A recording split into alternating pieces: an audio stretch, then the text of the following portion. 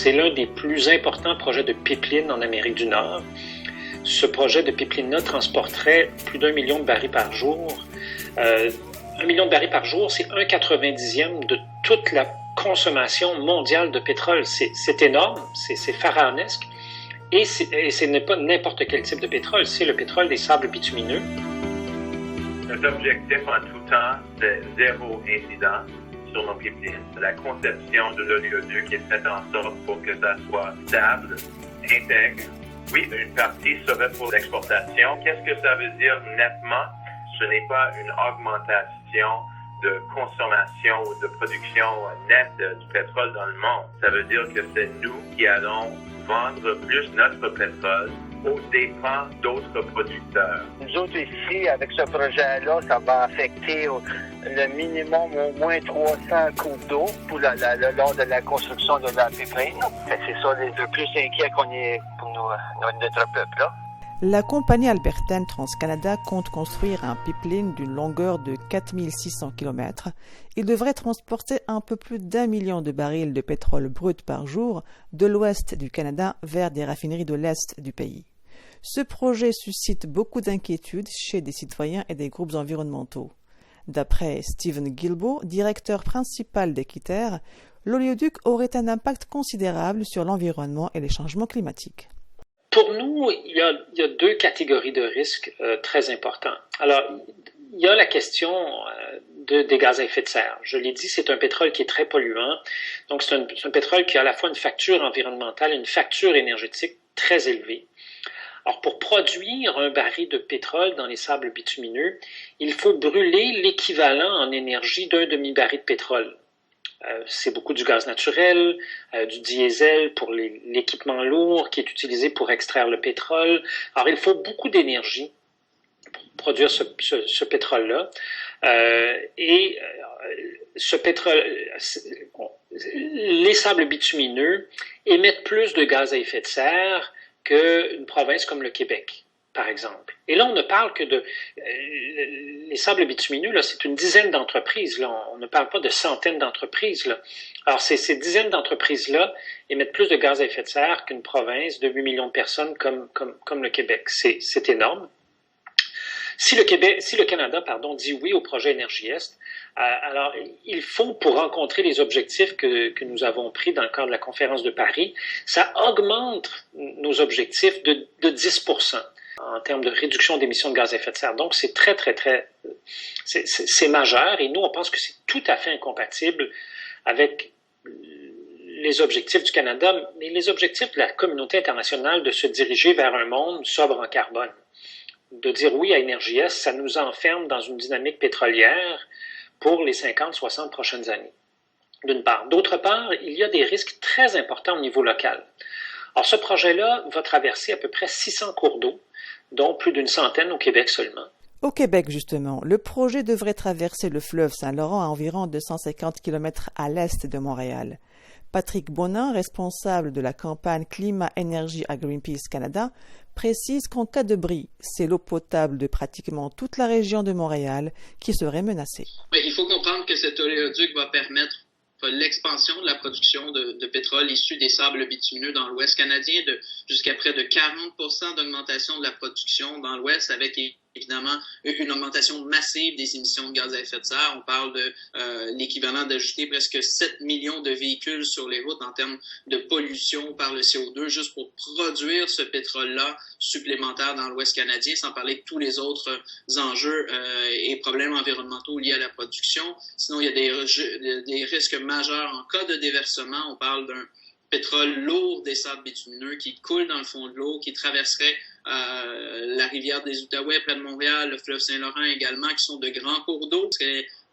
L'approvisionnement en eau potable de presque l'entièreté de la région de Montréal qui serait à risque, avec entre autres 26 prises d'eau potable qui seraient menacées par le pétrole en à peine 12 heures en cas de déversement. Et par la suite, bien évidemment, il y a aussi d'autres risques pour les écosystèmes qui sont majeurs. Et tout ça dans le contexte où on doit rapidement réduire notre consommation de pétrole. Et c'est impossible que le Canada soit sérieux dans la lutte au changement climatique, les engagements pris à Paris lors de la conférence de Paris sur les changements climatiques, de limiter le réchauffement à 1,5 degré Celsius et de faire sa juste part si on augmente massivement les émissions de gaz à effet de serre en permettant la construction d'un pipeline qui, pendant 40 ans, va justement générer énormément d'émissions de gaz à effet de serre et menacer les populations locales. Énergie Est devrait traverser près de 3000 plans d'eau à travers le Canada.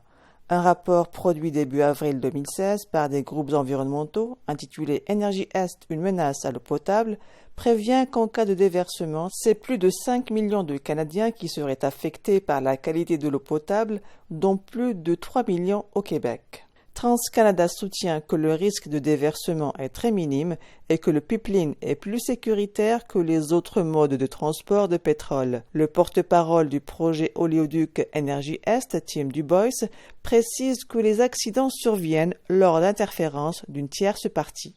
Notre objectif en tout temps, c'est zéro incident sur nos pipelines. Nous mettons en place plusieurs éléments. La conception de l'oléoduc est faite en sorte pour que ça soit stable, intègre.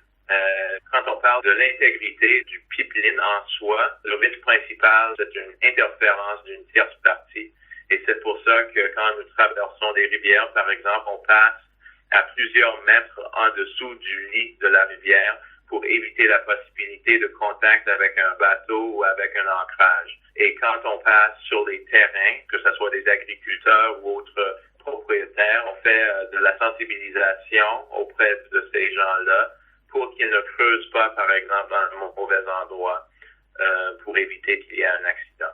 Mais en cas de bris dans le pipeline, TransCanada est incapable de déterminer le volume de pétrole qui s'écoulerait et le temps que ça prendrait pour résorber le déversement. Chaque cas est différent, ça dépend de l'endroit et donc il n'y a pas une réponse nette à votre question malheureusement, mais ce que nous faisons, c'est de placer des vannes de sectionnement de manière où ça minimise. Parce qu'on est en mesure de fermer les vannes à l'intérieur de quelques minutes, vraiment quelques clics d'une souris de nos experts qui fait en sorte que ça ferme le système. Et le placement de ces vannes-là fait en sorte que ça arrête le débit.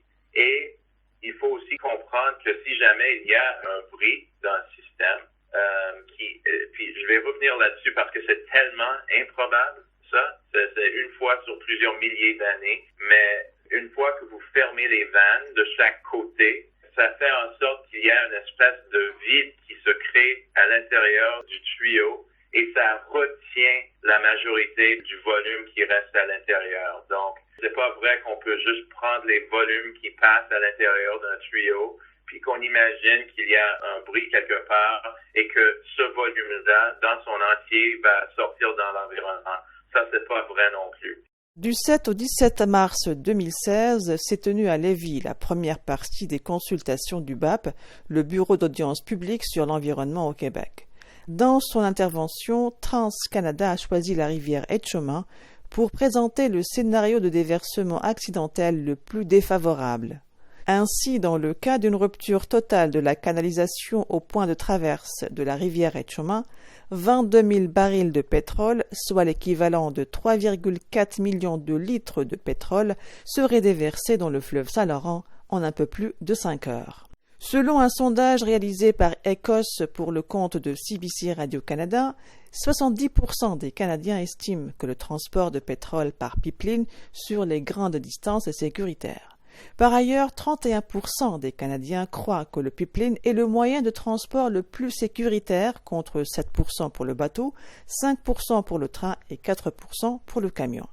Angela Giles, organisatrice régionale pour l'Atlantique au sein du Conseil des Canadiens, soutient que compte tenu des antécédents de TransCanada, le projet Énergie Est présenterait des risques probables de déversement. On sait avec la compagnie TransCanada qu'ils ont une histoire. Ils ont eu beaucoup de brisures de leur pipeline au Canada déjà. On estime que le pipeline Énergie Est a une 15%, il y a 15% de possibilité d'une grosse rupture chaque année. Alors, d'après nous, non, c'est pas sécuritaire. Et il y a beaucoup d'évidence aussi qui indique que le pipeline ne va pas remplacer les autres façons de transport. C'est-à-dire, ils vont continuer de transporter les sables bitumineux par train, par camion et certainement par bateau avec l'oléoduc. Ça va terminer à Saint-Jean, mais ça va pas être pour la stabilité de l'Atlantique, du Canada de l'Atlantique. Ça va être pour export. Alors, il va y avoir beaucoup plus de bateaux pour transporter cette produit brut sur l'Atlantique, l'océan Atlantique.